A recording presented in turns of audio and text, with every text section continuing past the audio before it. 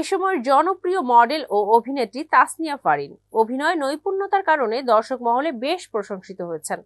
শুধু বাংলাদেশ নয়, ভারতের কলকাতায়ও তার জনপ্রিয়তা রয়েছে। টিভি, নাটক, ওটিটি প্ল্যাটফর্মে কাজ করার পাশাপাশি সিনেমায়ও পা দিয়েছেন তিনি। গত 22 ফেব্রুয়ারি চরকিতে মুক্তি পেয়েছে ফারিন অভিনীত কাছের মানুষ দূরে থুইয়া। জানুয়ারি ও ফেব্রুয়ারিতে দেশীয় ওটিটি প্ল্যাটফর্মে যেসব ওয়েব ফিল্ম মুক্তি পেয়েছে তার মধ্যে হাতে গোনা দু একটি দর্শকদের আলোচনায় ছিল। এর মধ্যে কাজল আরেফিন অমি নির্মিত প্রথম ওয়েব ফিল্ম অসময় ও শিহাব শাহীন পরিচালিত কাছের মানুষ দূরে থুইয়া সবচেয়ে বেশি সাড়া ফেলেছে। এই দুই ওয়েব ফিল্মে প্রধান নারী চরিত্রের অভিনেত্রী তাসনিয়া ফারিন। দুটি ফিল্মে অভিনয় করেই দর্শকদের ভালোবাসায় সিক্ত হচ্ছেন তিনি। সোশ্যাল মিডিয়ায় অসংখ্য মানুষের প্রশংসা কুড়িয়েছেন তিনি। তাসনিয়া ফারিন অভিনীত অসময় নতুন বছরে গত 18 জানুয়ারি বঙ্গতে মুক্তি পেয়েছিল। এ ওয়েব ফিল্মে মূল চরিত্র উর্মির ভূমিকায় অভিনয় করেছেন তিনি।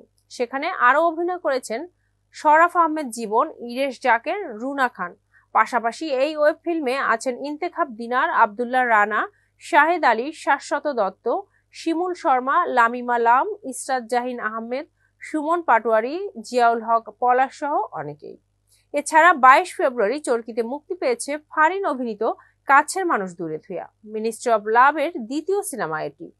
এতে ফারিনের বিপরীতে অভিনয় করেছেন প্রীতম হাসান।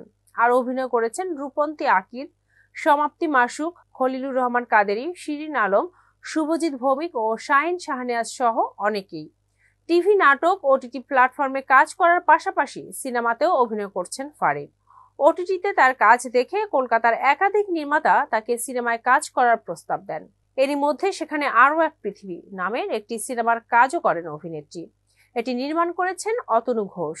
গত 3 ফেব্রুয়ারি কলকাতার প্রেক্ষাগৃহে মুক্তি পায় সিনেমাটি।